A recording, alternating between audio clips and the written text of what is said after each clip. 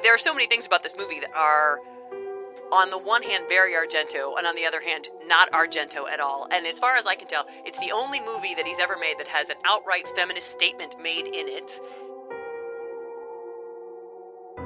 It's just like murder after murder after murder after murder. And they're increasingly, for lack of a better phrase, creative. Yeah, this sort of sums up everything that I don't like.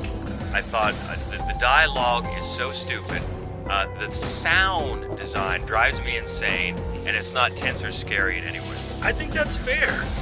Welcome in, and for the first time in 252 episodes, we're going Italian. Yes, we are. I can't believe it's taken us this long. I know. I'm sorry, Seth. Because I've said before, I'm not the biggest fan, but that's okay. I know you are, and we've got a special guest who's a big fan. So you guys will lead this discussion as we get into Dario Argento and his work. But first of all, and by the way, welcome to the Fright Club podcast. She is Hope Madden. He's George Wolfe. And last time out, we want to thank the excellent group at Fright Club Live. We were back at Gateway Film Center, where we are once a month, second Friday. Yep. For a while, it was the second Wednesday. That's for why I'm years, still confused. Yeah. Now it's the second Friday of every month for Fright Club Live.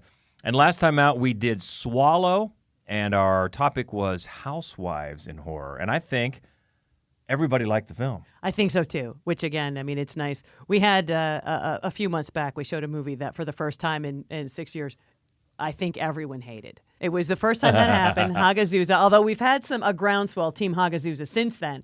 But yeah, it was good. It's always good now to show when people like, and they like Swallow, it's a great movie. It really is. Yeah, it really is. And it was a fun podcast because there are housewives. There's a lot of them in horror movies. And Seth pointed out he probably would have had Wait Until Dark with Audrey Hepburn That's in a there. good one. It is a good one. I kind of forgot that she was a housewife. You forget that because she's such a badass. But yeah, that was a good one. Well, we can always count on Seth for something that that slipped through the cracks. And we would say that we did it on purpose, so we would wait for Seth's comment, but that's not true. But thank you for that. So today we're going to celebrate Dario Argento, inspired. This topic really was inspired by a program that is coming in July right here in Columbus, Ohio, our home base, the Wexner Center for the Arts. And they are going to screen 12 gorgeous restorations, and we are so honored to have our special guest on here because he's someone that we have admired for a while. He's a writer. He's a poet. So insightful. Please welcome Scott Woods. Thank you so much for having me. Man, we are so honored to have you here because we've been a fan of your writing for a long time. And I've known you for a regular column. You get a regular column on Columbus Monthly here in town. I just retired from it. Oh, you did? Oh, no. Oh, I did not know. I'm sorry to hear that. So he didn't get fired from it like I did. No, it's funny. I literally today just found out I won a journalism prize. Congratulations! Congratulations. Yeah, thank you. Wow. Thank you. Well, I always loved reading that column and always great insight on a number of topics. But through reading that, because I hadn't met you before, found out not only are you a movie fan, but a horror fan. Big time. Big time. I even did a column where I predicted what people would like based on a 100-point survey. So people sent in their survey results, and then the next week's column was me telling them what movies they should watch. Wow. That's genius. That is genius. Thank you. I have goosebumps. I'll send it to you. You've seen it all. Both you and Hope are involved in presenting some of these films at the Wex. Yeah, which is very exciting. Big fans, of course, of the Wexner Center for the Arts have been for as long as I've lived in Columbus. It's an amazing place. And a couple of times a year, they pick up a full sort of program of restorations. They're very, very supportive of restorations, film restorations. And this year, it is Dario Argento, which is really exciting. And I know I was super thrilled that Dave Philippi, the curator there, reached out to me to introduce one. And how did it come about, Scott, that you got on the list? He reached out to me as well, and that was an email, right? And so he was just like, "Oh, I don't know how I forgot that you were into horror, but so that's how that." Well, you're perfect. We should have had him on here long before. I know it. Well, I totally get then why Dave Philippi reached out to the two of you. There's an intro to each of the films, which will probably run. He said it should run about 3 minutes. talk a bit about Argento himself and then about the film in particular. And mine, I'm going to introduce Cat o' Nine Tails, and you're going to introduce Phenomena. Conspicuously, neither one of us picked Suspiria, which you might think somebody would jump at. Yeah. An obvious, thing to be excited about as a 4K restoration of everything he made, because the color, the vibrancy, it's just going to be so great to see. So few of these have I seen on a big screen at all. So it'll be exciting to see that beauty on a big screen. But there are several of these films that especially if you've never seen them before, if you watch them by yourself, no, don't. But if you could watch them with a big crowd of people and be like, wait, is that a monkey? And I think of all of them, the one that would be the most fun to watch with a group is Phenomena. Well, plus any of the programs really at the Wexner Center are always worthwhile. Yeah, they are, yes. And if you're in the area at all and want to check it out, you can go to the Wexner's website. They've got information on there. They correct? do. Yeah, and this is going to start next month. So looking forward to that. I'm going to let you guys really drive the conversation here, because I think I've mentioned on the podcast before, I'm not a big fan, and that's not to say anything about people that are big fans. I know, and the two of you included, it's great. It just doesn't really do it for me, and maybe we'll get into a little bit of that. That's fine, because he can be divisive. But you guys picked these. You each have a list of top 5, and there's a definite amount of overlap here. There is, yeah. Including in the ones that kind of runners-up didn't make the top 5, right? Yeah, because he did so many movies, and really, the sort of last nearly 30 years of his career is probably on the downside. And we can talk about that as well. But there were 4 films that didn't make my top 5 that I thought were absolutely worth mentioning. And one, to me, is his last really good film, which was 1987's Opera. And that's got the sort of iconic, eye taped open with the needles underneath of it. And it's got, the birds in it, And it's funny because it's not a Phantom of the Opera, although it's got a lot of elements of Phantom of the Opera. And then about, 20 years later, he made Phantom of the Opera, not that well. So it was an interesting idea, but I think that opera is really dumb fun, which I think is one of the first things to point out.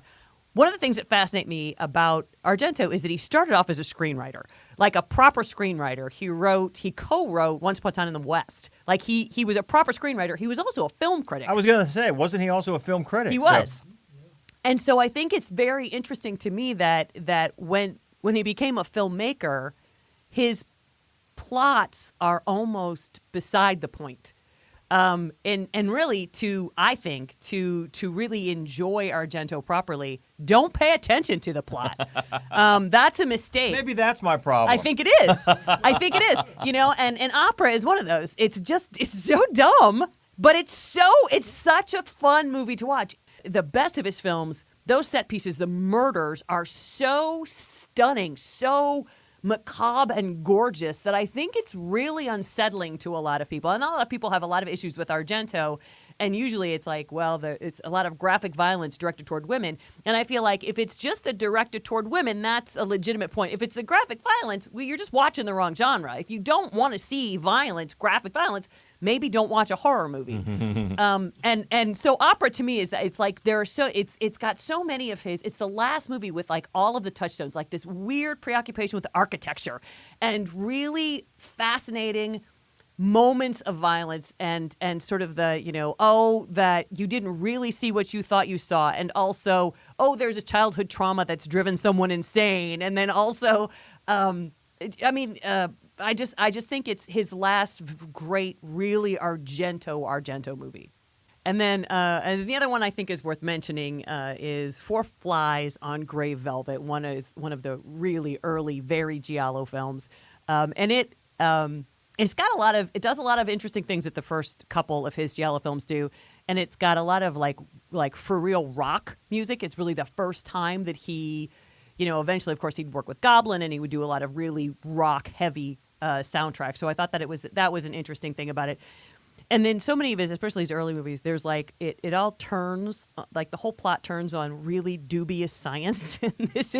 And Four Flies on Gray Velvet is like the most of all. It's like the most that any movie ever relied on this sort of side plot about incredibly dubious science. I just can't get over it. But it's still, it's a fun movie. It's an interesting movie. And then the other one, before I turn it over to particularly, is Tenebrae. So Tenebrae, to me, is almost unwatchable. But it's not because it's not well made. It's incredibly well made, and it's really sort of gorgeous. And it's just, I think it's Dario Argento going, no, I'm paying attention, and I know what all of your complaints are about me, and hey, fuck you. I'm just going to ramp up every single thing that pisses you off, and I'm going to smush it all into this one movie that is about the creative process. And the thing about Tenebrae, almost every single one of his films, there are queer characters, important characters in the film, sometimes less important characters in the film, but in almost all of his films, they're very clearly, that's what they are. It's not like they're coded. They're very clearly queer characters. Gay men have a 50% shot of surviving an Argento film. Lesbians have a 0% shot of surviving an Argento film and a 100% chance of dying horribly. And that's never clearer than in Tenebrae. The characters, and it's not even the death scenes. I actually sort of like the death scenes. It's the scene in the bar. It's so grotesque the way he sets up these characters that I just want to smack him. I think that one's for you. Right. No, I can see that. I think that that's true. I think that there's a lot more conscious thought. I think one of the reasons that a lot of his films work is because they seem like he's a fucked up human being and he's willing to just be all out about it. Like, here it is. Here's all my fucked upness. Because, what he does, I've read, that he kind of starves himself and he doesn't really sleep for a few days until he's almost hallucinating, and that's when he begins to write.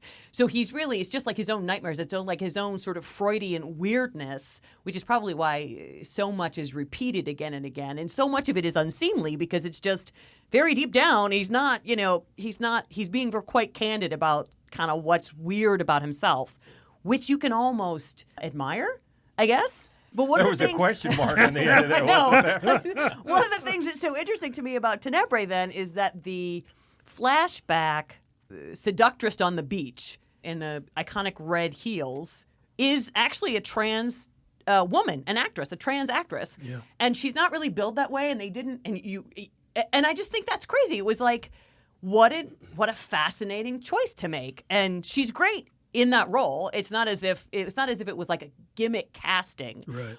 But it's such an unusual, again, sort of like to the audience, to the critic, like, fuck you. I will do what I'm going to do, and you can't tell me I'm not doing it right. And it's just, in those ways, I find him just fascinating.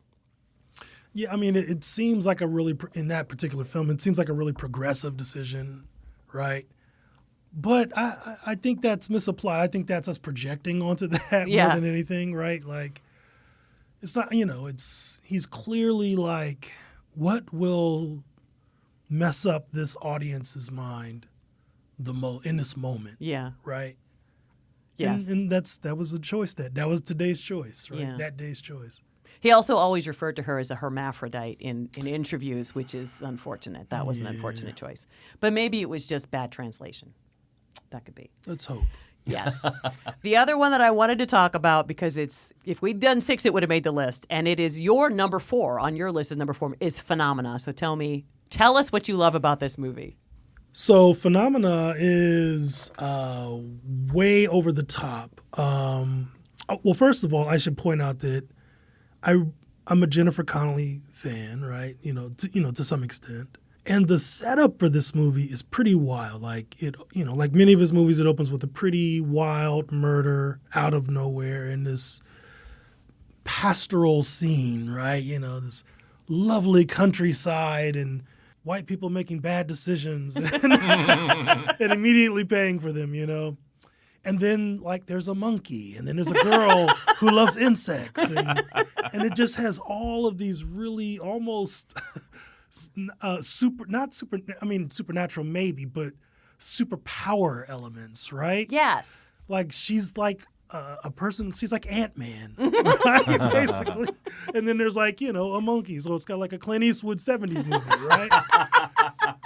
And then there's Donald Pleasance, right? And it's just like, oh my God, this movie is a trip. And by the time I got to it, I had already seen Monkey Shines. Okay. Right. And so this is giving me hardcore Monkey Shines vibes, right? This monkey is in it to win it, you know. So, and while it doesn't do a lot of things that some of the earlier stuff does, stylistically, it's probably got one of the strongest clear narratives of one of his films. Like, where it's going, what's happening, so on and so forth. How he gets there is wild, but it has a very clear narrative. It doesn't have a lot of tangents.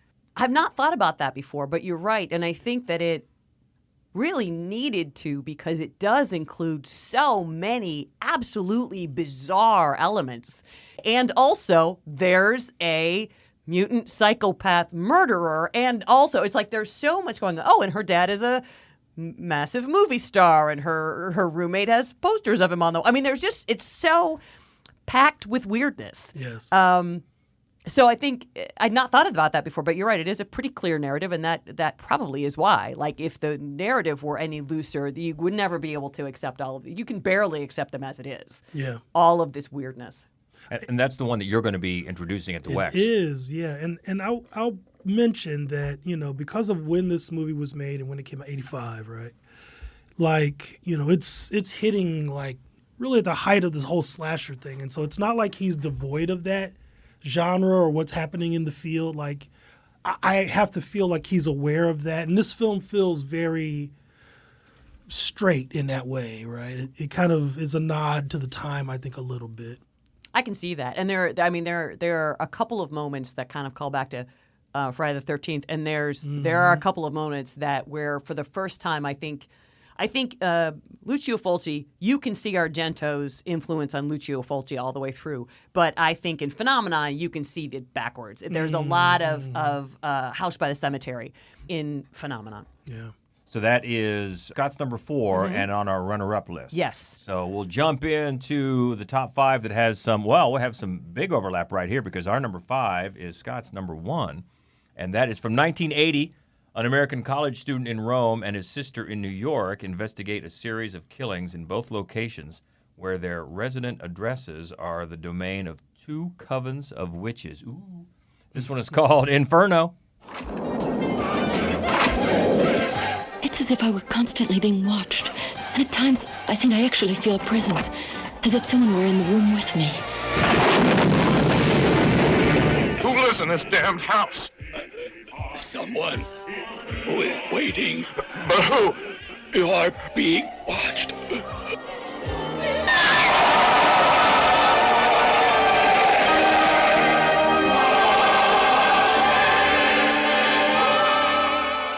Inferno is intense, to put it mildly, right? It's just like murder after murder after murder after murder. And they're increasingly, for lack of a better phrase, creative, right? But then, like, the closer to me is where this film really, I just love how this movie ends. The effect with the mirror and death, that blows me away every time. Inferno is just, how to put it? It does all of the things that I love about Argento. If you're into Argento, this film does all of the things that you love, right? But it has less story, right? It sets you up with a lot of story, and then, like, that story just goes away, and it's just murders for like an hour plus. And then it decides to kind of pick up this story again. And it's, and it's got all kind of the typical things, right?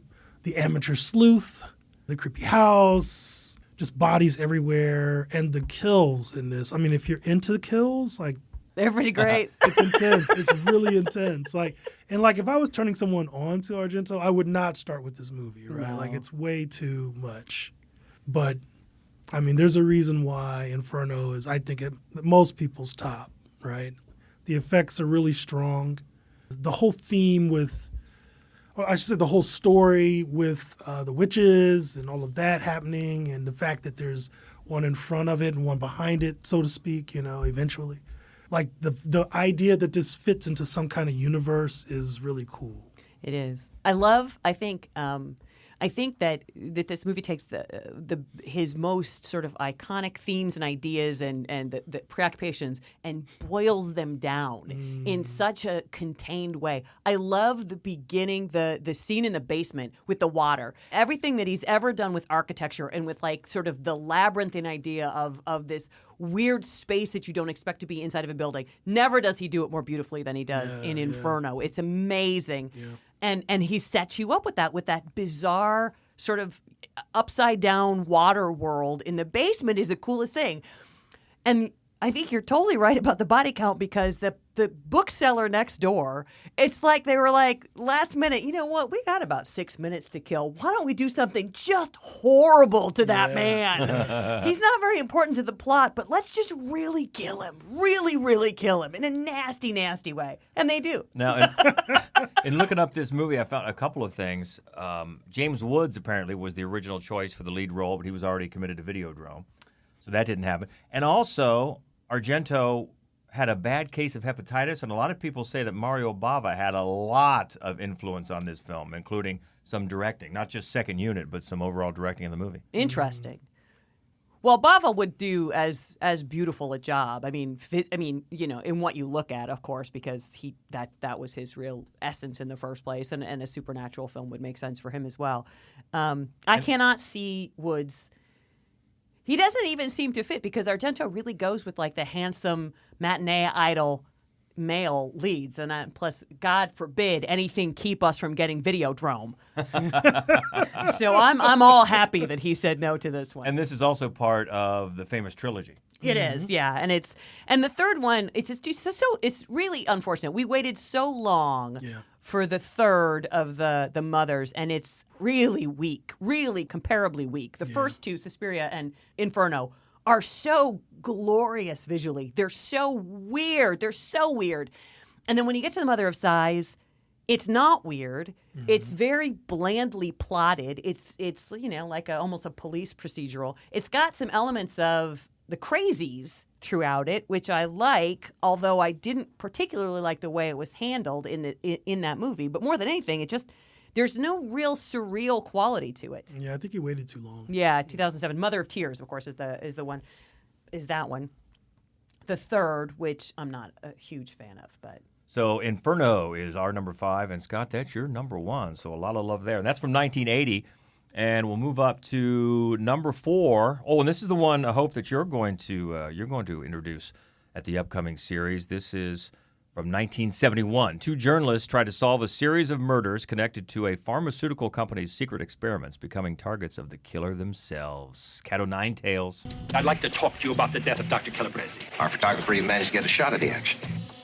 It's as if somebody had pushed the poor bastard out of the train.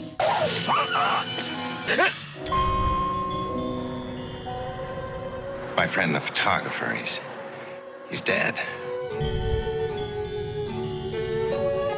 Not a Tootsie. The boss dog.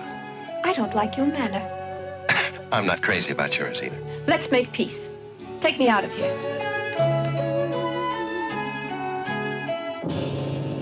Whoever it is getting desperate. When somebody has committed 4 murders, he won't hesitate to commit the 5th.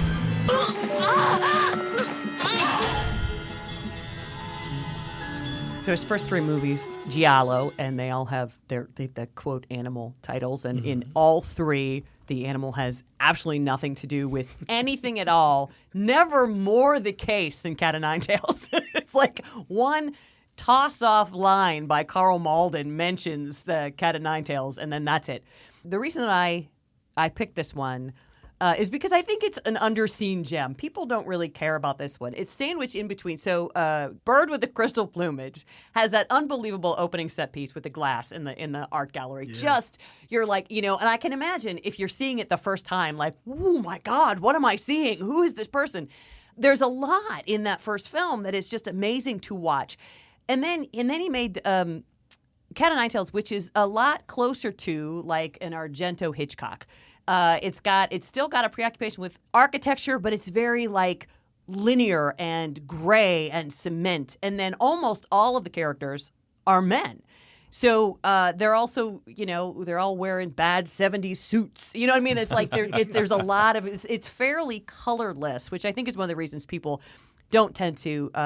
I know it was popular when it came out, but I think it's one of the reasons why it doesn't tend to like bubble up to the top when people remember Argento films. I like it. I like it for a couple reasons. I think it's funny.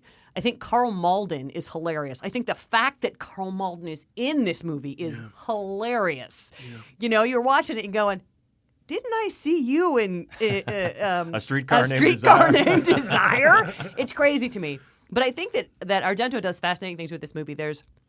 You've got the pair, like not really father-daughter. Karl Malden's.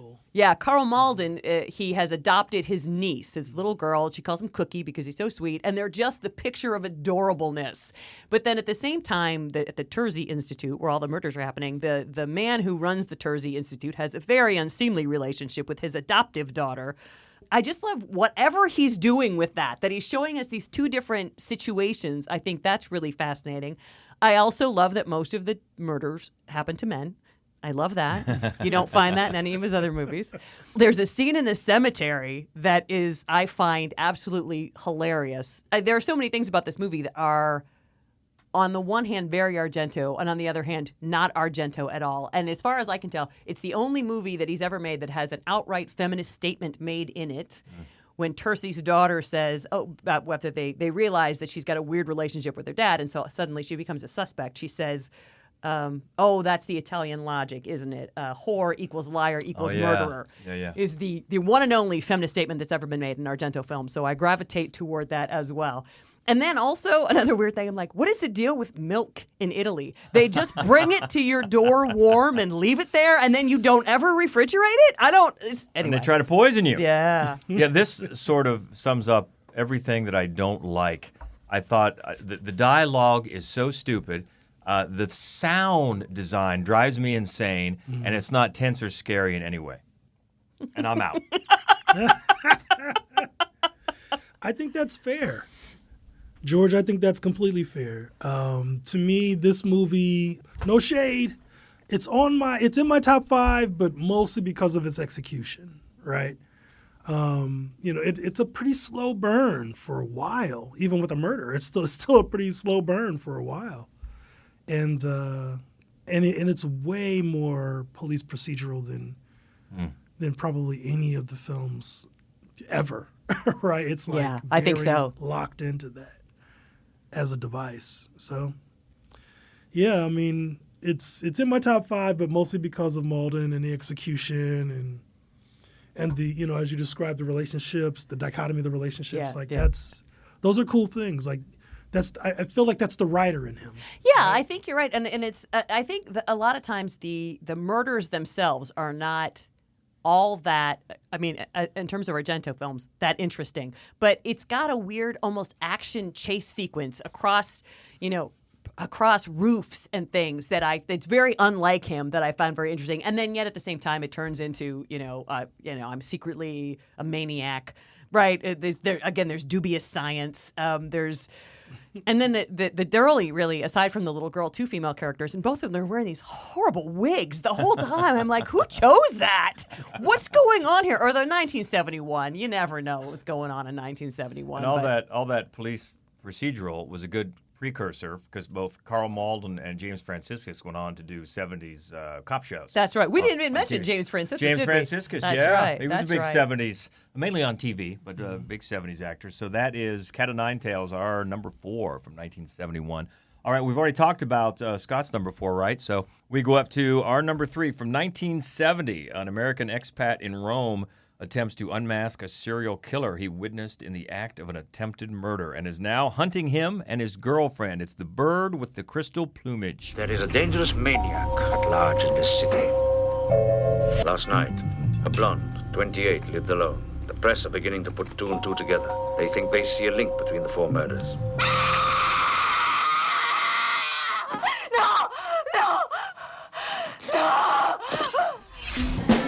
I feel that I'm getting closer to the truth every minute. That's why he's trying to kill me.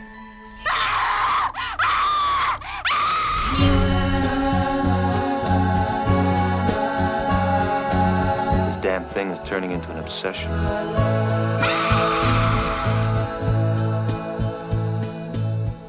So Crystal Plumage works for me because it to me, it really kind of defines Argento very early on, right? So, for instance, like to me, Argento composes films like a poet. And as a poet, I'm speaking from experience here, right? And so there's a focus on moments and really kind of blowing those moments out, right? As a poet, what you do is you take a moment, it's very mundane, very everyday, typically. You take a very mundane, everyday moment, and then you ascribe qualities to it. And so the thing is still true, but it is not real. And that's how I describe pretty much his entire cinematic style, right? So it's not honest, but it's true. The things in the scenes happen, but they're run through these lenses, these color lenses, these architectural lenses, these political lenses, these Italian lenses, and they become something else. They still happen, but maybe they didn't really happen that way. And that's really where he, for me, really kind of shines. It's surrealism, but it's true, right? And he's blowing out reality with sound, with color. Sound particularly, which is very fascinating considering how much dubbing is in these films, right? Yeah. Like all of them, right? Yeah. So angle choice, right? Oh no, we're going to shoot the back of someone's shoe for several seconds, right? Like this kind of thing. And so Crystal Plumage does all of that very well, right? Like it's almost as if the critic in him is kind of sitting on his shoulder and, kind of guiding that a little bit. And the whole thing about the opening with the gallery, and like what gallery opens like that? What gallery has like two glass, like why do you have to go through a maze to get into it's a whole thing. The voyeurism, which is a big thing in his films, is pretty much the setup here, right? And he has very interesting commentary on art. Yeah. When he goes to visit the artist who eats cats. What does he have against cats? I don't know. He's clearly a dog person. But and then I don't remember. This one I don't remember. Was Goblin music in this movie? No, this is Morricone. Okay, yes, okay. Yeah. I have a Goblin comment, but I'll save it for a later. Okay. It's funny because, of course, Morricone is so well regarded, and rightly so. But I feel like, because he also did Cat o' Nine Tails, and I just don't feel like they add much. Goblin does. Right? Goblin is like really, you've never heard anything like it, but you've never seen anything like Suspiria, and the two together are like, oh, this is glorious. And I don't feel like the score for the first couple movies did the kind of work that eventually they would for his films. I do love Bird with the Crystal Plumage. Well, this movie is credited for really kicking off a big boom in giallo films, and it was so popular in Italy, it played in one Milan theater for 3.5 years. Nice. That's popular. It is, and it's interesting. It's not as if it was the first giallo, right? But I think actually Mario Bava probably had the most popular giallos coming into this. And what I think is so interesting about how he just redirected the entire genre. But if you think they're crime thrillers, which is the most plot specific of any kind of film you can ever make, the most meticulously, like Zodiac, the most meticulously plotted films of all time. And he just was like, fuck that, no. And everybody else went, ooh, fun. And then the whole genre just followed it. Yeah, it's fascinating. Yeah. That's a good point. It's a trip. Even his police officers, like throughout films, are not like police officers, right? No. They're just completely off the books and not doing procedures very well and hiring psychics and all kinds of things. All of his police officers are off the chain. I like in this one there are moments of comedy, particularly with the artist, that you don't he seems to lose that the longer he goes on in his films. I mean, he kind of loses. You get a little bit of it in Cat o' Nine Tails. There's this shaving sequence that is, and actually I think that the two they play off each other in a little bit of a comic sort of foil sort of a way. But I do think, especially the whole cat thing, the whole thing with the artist, there's a lot of comedy there. But one of the things that he establishes in this movie that he really returns to often is the idea that you can't trust what you see. And there are so many characters throughout his film where like they're misremembering something. They know they are. They can't quite put their finger on it. And then what I love about the second film is that there are two newsmen, Cat o' Nine Tails, and the newsman who can see fine is always wrong. His instincts are terrible. The newsman who can't see at all, he always knows what's going on, which all of it seems so weird to me from a filmmaker who doesn't care really about anything except what you're looking at, right? I mean, he's very visual, but what he's saying in his movies, you don't trust your eyes. It's fascinating. That goes hand in hand with what you were just saying about the difference between truth and honesty. Mm-hmm. Yep. And, I know he gets a lot of these Hitchcock comparisons, especially around like these early films, and that just maddens me, right? Like Hitchcock is very meticulous, story first, all of these things, and Argento is none of those things, right? Like intentionally, by design, none of those things. No. Yeah. And that is and that's also part of the trilogy, the Animal trilogy, correct? Yes, his first three outright gialli. Yep, they all have nothing to do with animals, but they all have animals in the title. Good enough. That's our number 3 and Scott's number 5, The Bird with the Crystal Plumage from 1970. So move up to our number 2, and this is Scott's number 3. So I love all this overlap, and this is a classic from 1977. An American newcomer to a prestigious German ballet academy comes to realize that the school is a front for something sinister amid a series of grisly murders. The original Suspiria. Well, what is it? I just wanted to talk to you about some of the things that have been happening here lately. It's useless to try and explain it to you. You wouldn't understand. It all seems so absurd, so fantastic. All I can do is get away from it as soon as possible. How come I never noticed that before?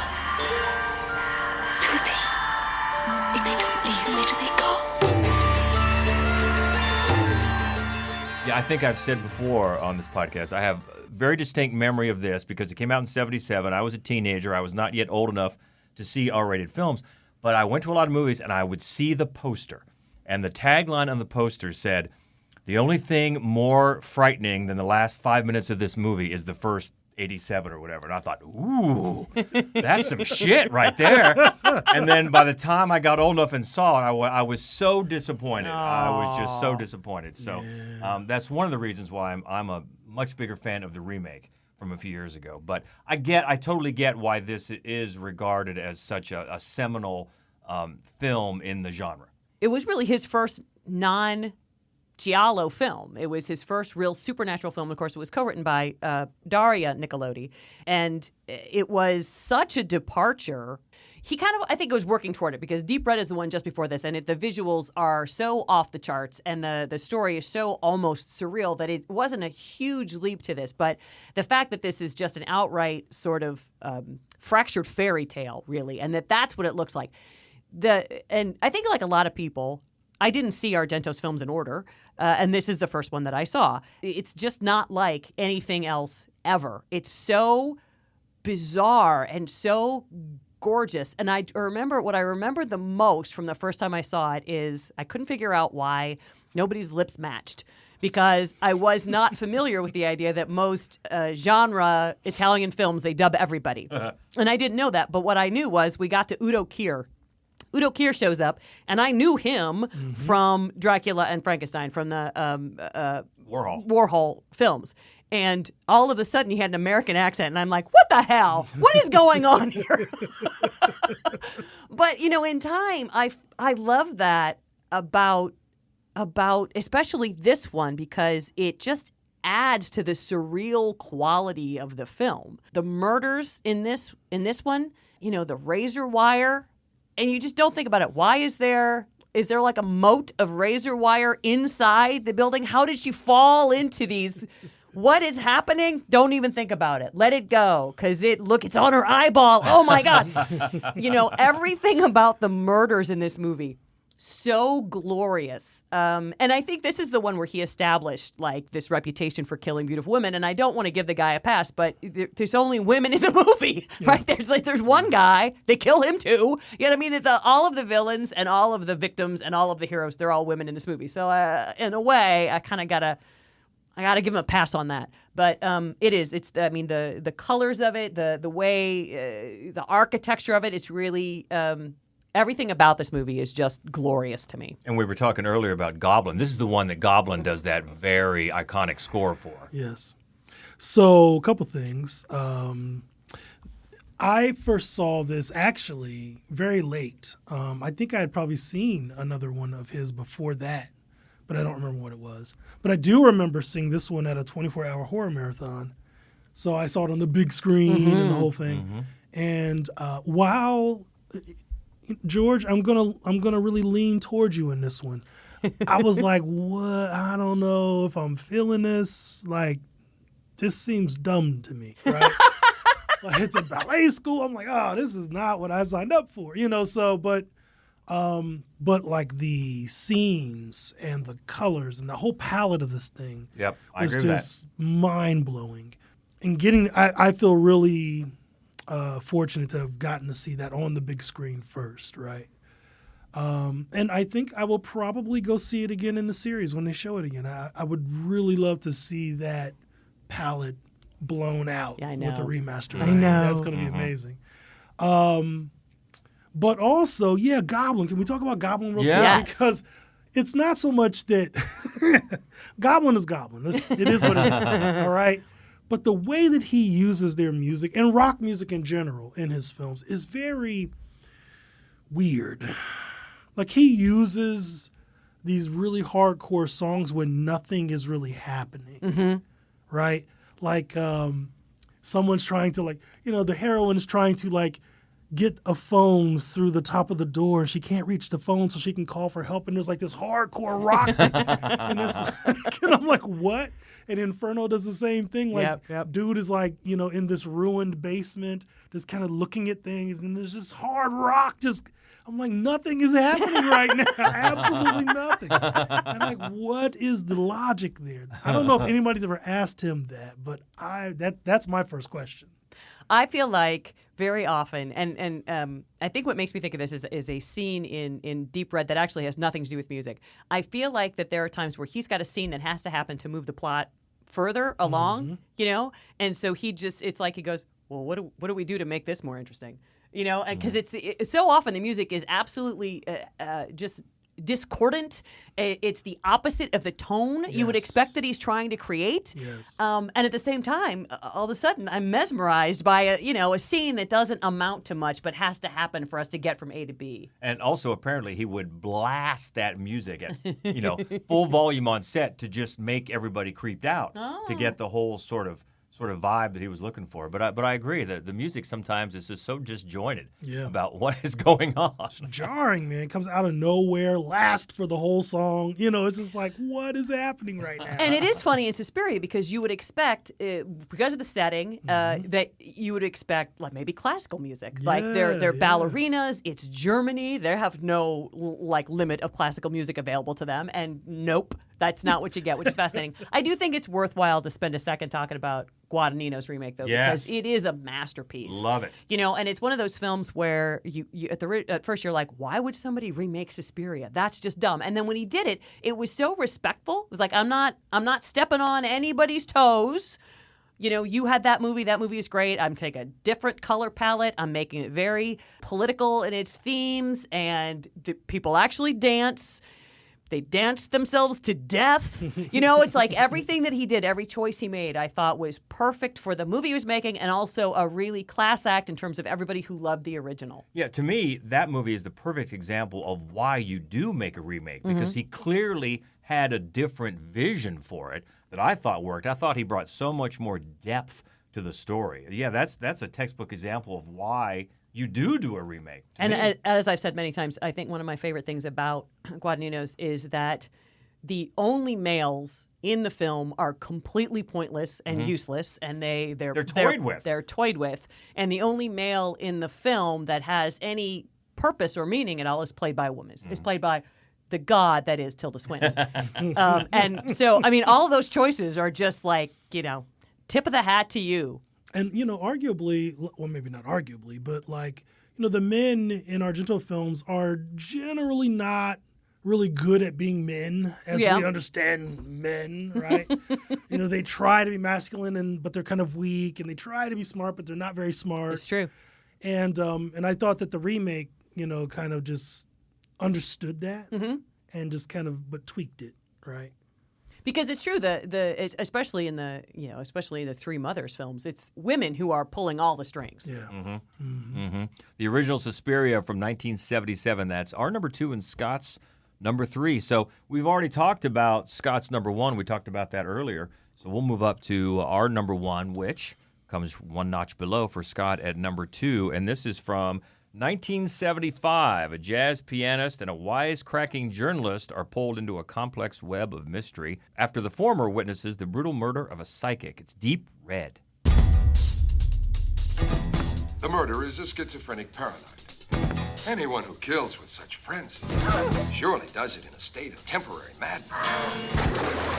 And when he kills, he must recreate these specific conditions. What was that? I saw a man in a brown raincoat walking away from the building. What are you doing messing around with this business anyway? I told you to stay out of it. There's somebody in the house absolutely trying to kill me. What I saw was a reflection in a mirror. I saw the face of the murderer. This movie is so insanely weird. It's so fun. Of course, you open in a kind of very Argento sort of a way with this, actually, it reminded me a lot of Scanners, which, of course, I saw this movie long after I saw Scanners, so I got it backwards, but still, that's what it reminded me of, is like this telekinesis, telepathy sort of conference. Everybody's around this psychic, and she, all of a sudden, she picks up on a maniac in the audience, and she can't get this person's thoughts out of her head.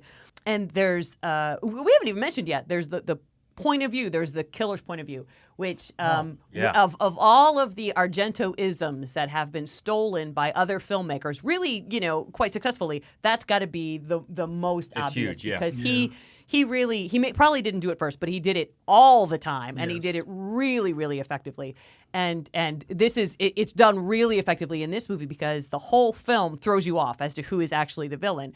And one of my favorite things about this movie is that at a certain point you figure out, the whole movie figures out, we know who the villain is, but if you're watching, you're like, no, it isn't. It can't be. It can't be that guy. Now, Argento movies, a lot of times you'll be like, yeah, whatever, plot, schmott. But in this one, he actually circles back. No, that's not the person, but look how we smash his head.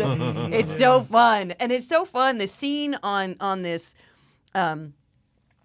fountain where, I mean, this movie is just so gorgeous. It's so weird. And then the scene that I was thinking about earlier, that was the first thing that made me think about how he uses a soundtrack.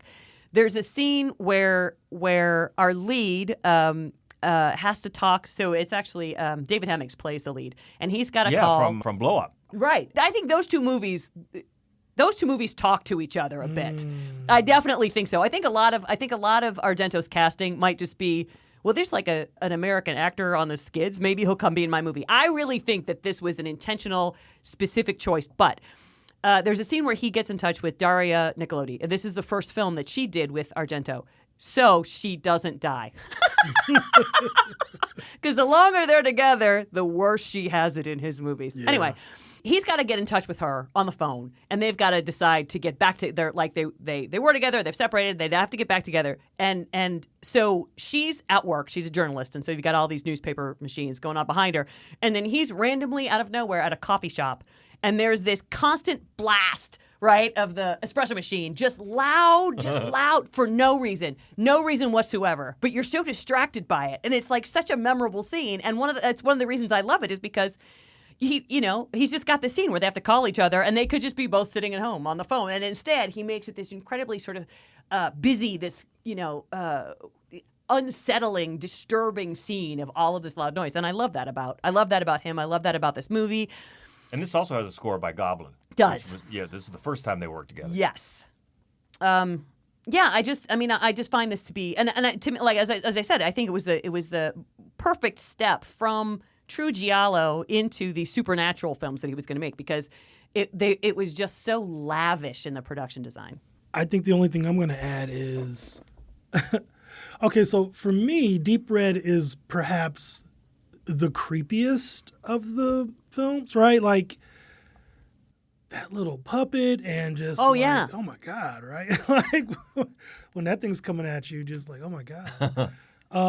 But it's just creepy. And a lot of his films are, they're dark, they're this, they're that. He hasn't seen a wind machine that he doesn't like, but this one just had creep all over it. Yeah, there's that moment with the lizard. And, there's this little girl who's, you think, oh, well, look what she's done to that lizard. She's clearly going to turn out to, nope, she's just a little girl. She's just a little girl who kills lizards for the fun. She's actually going to be quite helpful in a minute. There are all these strange, and the thing about the puppet, purposeless. Yes. Like it comes out of nowhere. It goes like, why is that puppet in there? Well, because it's creepy as fuck. Yeah. I think that. Yeah, I just think he's top notch in every of all of his elements in this movie. Well, according to Argento himself, the original draft, the first draft of the script was over 500 pages long. Wow! And it was his father and his brother that convinced him, no, you got to cut that, and got it down. Deep Red, our number one and Scott's number two from 1975. Our list of favorite Argentos, and that leads us in again to talking about the Wexner Center presentation retrospective that's coming up that you guys are going to be involved in. You're going to introduce and talk about Cat of Nine Tails, and you're going to do Phenomenon, and everybody can get more info if you're in the area. I know you'd love to see the biggest crowd possible. Everything at the Wexner Center for the Arts online. And I believe it kicks off on July 5th. I think it kicks off on July 5th with The Bird with the Crystal Plumage. And then the Friday is me with Cat of Nine Tails. And then it doesn't follow exactly in the chronology after that. It does skip around a little bit. And it's going to show a lot of films from his early years, like the obvious ones, but they also pick up some from the later years that are worth watching. And then there's the one and only non-horror film that's in there, which is the only one of his movies I've never seen, so I may just have to go, even though I don't even know I want to see it. But but I'm kind of pathological about these kind of sort of completists, so I may have to go anyway. But yeah, I'm most excited, I think, to see Deep Red on a big screen. I've never seen it on a big screen. Same. And look, I'm just going to keep leaning into Inferno, Suspiria. I'm real eager to kind of see those. Even though I've seen them, I'm real eager to see them in that way. And I'm real eager to see people seeing them. Yes. I think that would be fun. I'm not sure. Well, we've seen Suspiria with a crowd. But most of these, we haven't. We just saw them alone at our house. Or in Tiffin, Ohio, by myself when I was a kid.